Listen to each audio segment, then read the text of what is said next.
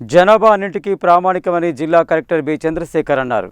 ప్రాంత జనాభాను బట్టి నిధులు కేటాయింపు, అభివృద్ధి ఆధారపడి ఉంటుందని, అందువల్ల జనగణనను అందరూ సీరియస్గా తీసుకోవాలని కలెక్టర్ తెలిపారు.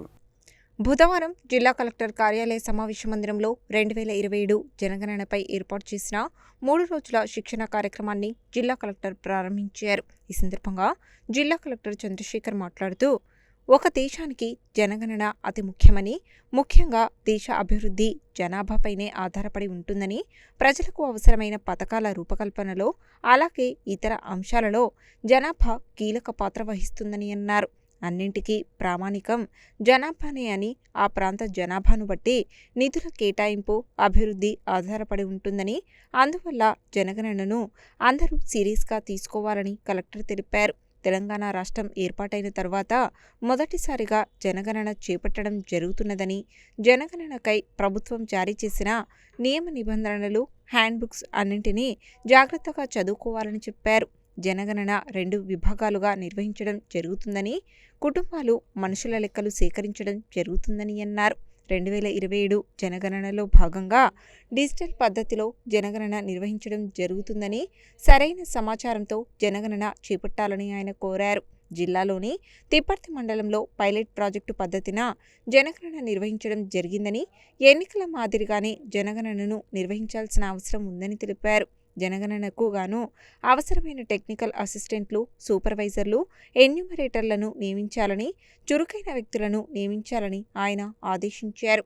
రెవెన్యూ అదనపు కలెక్టర్ జి. శ్రీనివాస్ మాట్లాడుతూ, తహసీల్దారులు, మున్సిపల్ కమిషనర్లు ఛార్జ్ ఆఫీసర్లుగా ఉన్నందున సరైన వ్యక్తులను సూపర్వైజర్లుగా నియమించాలని, 6 ఎన్యూమరేటర్లకు 1 సూపర్వైజర్ను నియమించాలని, మార్చి 31 నాటికి వీరిని నియామకం పూర్తి చేయాలని, అలాగే ఈ నెల 12లోగా టెక్నికల్ అసిస్టెంట్లను నియమించాలని, ఈ నెల 21 నుండి 23 వరకు టెక్నికల్ అసిస్టెంట్లకు శిక్షణ ఇవ్వనున్నట్లు ఆయన తెలిపారు. ప్రతి 600 నుండి 700 జనాభాకు 1 ఎన్యూమరేటర్ను నియమించడం జరుగుతుందని ఆయన వెల్లడించారు.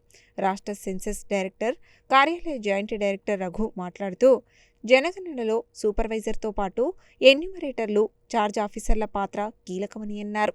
జనగణనను ఎలాంటి ఇబ్బంది లేకుండా నిర్వహించేందుకు ఎప్పటికప్పుడు మానిటర్ చేయాలని, 2011లో నిర్వహించిన జనగణన 16 సంవత్సరాల తర్వాత తిరిగి ఇప్పుడు నిర్వహించడం జరుగుతున్నదని, ఈ విడత యాప్లో ఎన్యూమరేషన్ చేయడం జరుగుతుందని, సూపర్వైజర్లు కూడా ఆన్లైన్లోనే వీటిని సరిచూసుకోవచ్చని, పోర్టల్లో డీటెయిల్స్ అన్నీ నమోదు చేయవలసి ఉంటుందని, జనగణన డేటా కరెక్ట్గా ఉండేలా చూసుకోవాల్సిన బాధ్యత అందరిపై ఉందని తెలిపారు.